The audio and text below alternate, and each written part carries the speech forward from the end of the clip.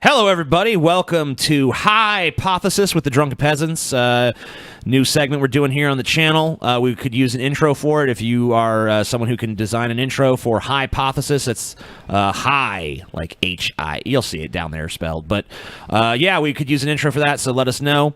And, short intro, maybe like 20 seconds or less. Anyway, today we're going to be looking at a clip from Sean Spicer, the press secretary to the White House, who's going to be talking about the best Mary Jane, marijuana. The best press secretary, by the way. No. The best. He's the best. I know press secretaries, and he's the best press secretary. You know, TJ made a video about this, and a lot of people are criticizing that this is the straw that broke the camel's back for That's TJ true. on Hey, Trump. but you know what? You need that straw to break that camel's back, Ben. Just the weight got too much. Yep. The weight became too much. Dude, I knew seriously, Trump has not impressed me at all.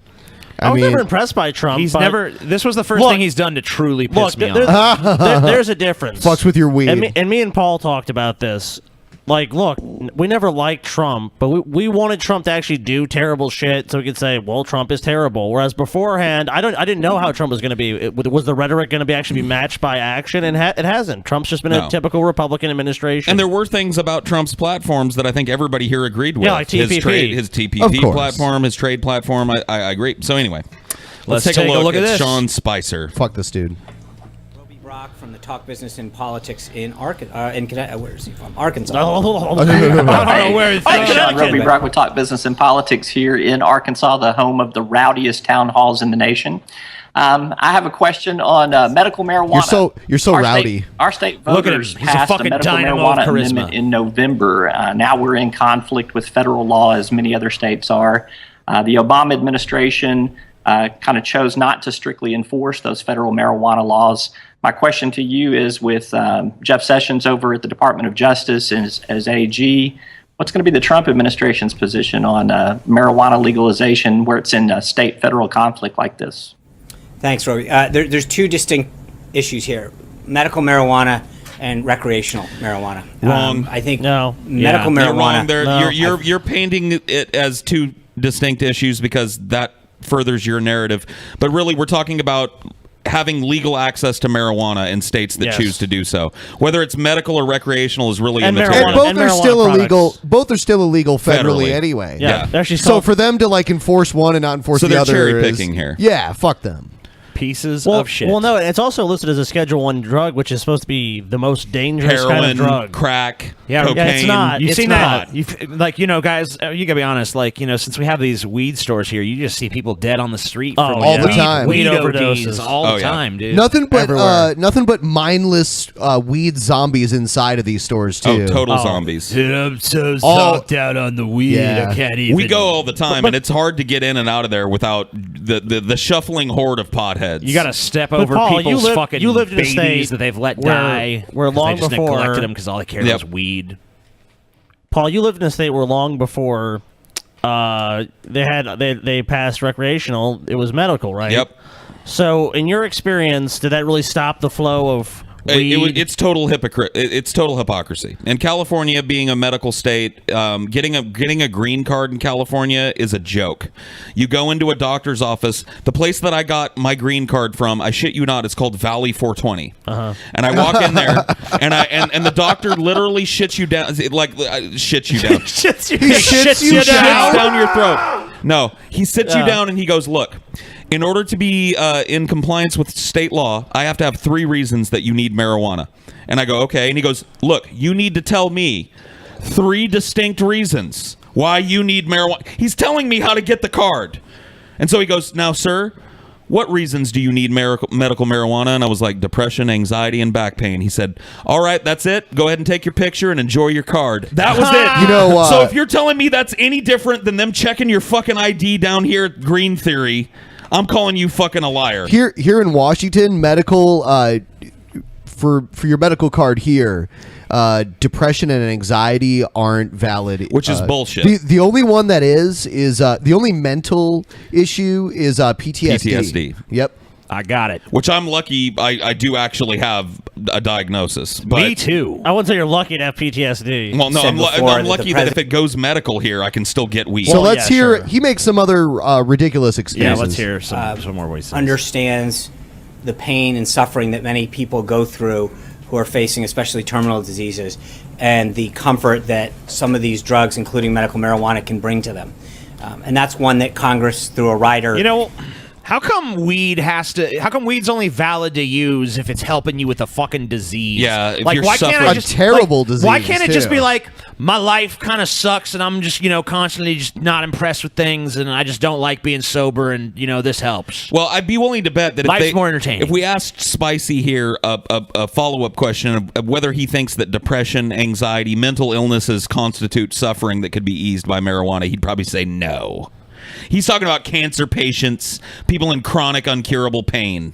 Yeah, people with That's epilepsy. not what weed. That's not the. Those aren't the only people that weed help. No. If your body's 2000 covered in fucking second-degree burns.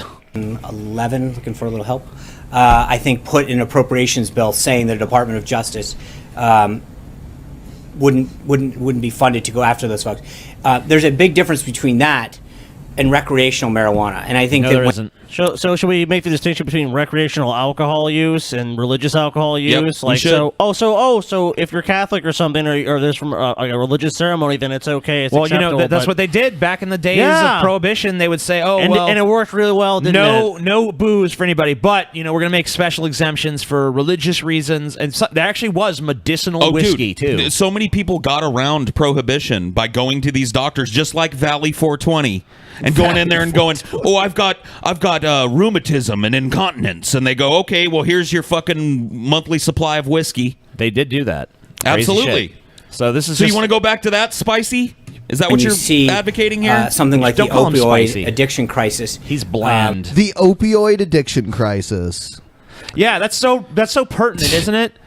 Hey guys, we got this serious opioid crisis. You know what we're gonna do? Crack down on weed. Crack down on weed. Yeah, don't crack down on doctors and pharmaceutical companies. Yeah, no, because that would actually solve the problem, Ben. If you went after pharmaceutical companies and doctors that are handing out these fucking prescriptions for oxycodone and Look, Roxycontin, like listen, fucking guys, the literature we're they put having out- this. There's a big obesity epidemic. So what we're gonna do is we're gonna ban broccoli. Everybody, ban the broccoli. like, Dude. that's this level of logic. Right. Like, there's this unrelated That's a good problem. analogy. Let's Have solve you it seen doing something but have you seen the nonsensical. literature on that these companies put out that manufacture these opioids? Is that this is not really addictive at all, and it's maybe 1% of people get addicted to opioids. They're not saying that anymore, but they did when they were. Oh in yeah, the fucking, did they push that narrative? Oh, well, maybe I don't know. They started pushing this in like the 90s and 2000s, and I mean, and look what we've had. Now we have this explosion in the fucking death rate in a lot of rural areas because people get addicted to these drugs and then they can't get them anymore. And it's rural. I people looked too, up for the most part. I looked up the states that have the highest amount of overdoses, and none of them are legal weed states. Crazy. Not and one. only a few of them are medical marijuana states. So I'm not saying that cannabis addiction doesn't good. exist. I think it does. I think there are people out there that are addicted to cannabis. I just think that cannabis addicts are probably better off on the whole than opioid addicts. Well, no yeah. one's saying by using cannabis like you're making a healthy decision either. Like that's, No. that's another thing people say. Oh, it's not healthy. It's like no one's saying it's healthy, but we're saying people should have the right to make that decision themselves. And there should be a legal mechanism that like stores like we use here. Look, buying weed used to be like everyone heard Paul's story about going to behind the Chuck E. Cheese to get some fucking green. Yeah. Well, they haven't Here- heard it yet, actually. Oh well, shit. I guess you got I guess that is a legal weed state. yeah, this is a different list, but that's number 15. and this is Yeah, I wouldn't even. Oh, this is a Christian. Is it? Oh no, this is CBS. Okay. Oh, okay. Yeah. Yeah. There's like I'm thinking about it. Yeah, this is a totally different list. Weird. Yeah, but my point was more that when you have a legal process, it's just you go to a store, they check your ID. They're not selling to 16-year-olds. Ohio's on the list. Louisiana's on the list. No shock. Pennsylvania's on the list. I think Kentucky is number 1. Yeah, There you well, go. the one I looked at, Kentucky was high on it. West Virginia, New Mexico. Basically, rural, hillbilly, and redneck areas are having this huge I just don't opiate get it. crisis. Legalize this fucking shit. And Sean Spicer is using that to say, "Hey, you fuckers on the West Coast with your legal weed that Yeah, isn't really see. a crisis at all. We need Thanks- to deal with thanks, it." yeah, Sean. there's legal weed. Hey, Sean, West there's Virginia is legal number weed 1. right up the street. Yep. Ohio's this area up on isn't there. crumbling. Yeah, and in a broader sense, I think if Trump does enforce this and send like federal troops or DEA agents or whatever in to bust these legal pot shops up, I think it pretty much guarantees he's not getting a re-election. Now a majority of people support 59% of Americans. 59% of Americans now support state level legalization of weed, either for medical or recreational. Now, a lot of let's talk for even if you're someone who hates weed, even if you're someone who's just like fuck weed, I don't give a shit. Sure.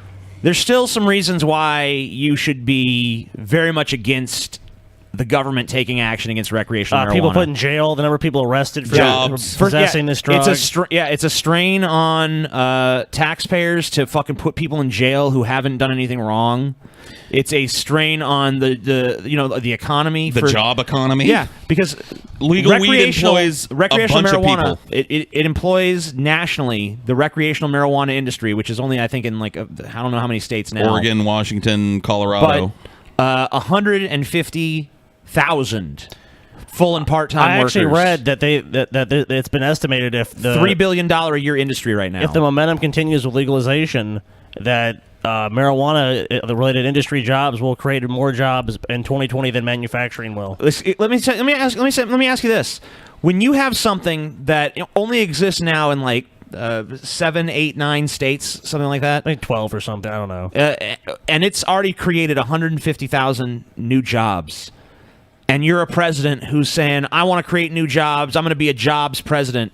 Why would you, first of all, why would you attack those jobs? And second of all, why wouldn't you look at that as a very successful way to create jobs all across the country by legalizing weed? Not only that, but to increase tax revenue, not only at the state level, but at the federal level.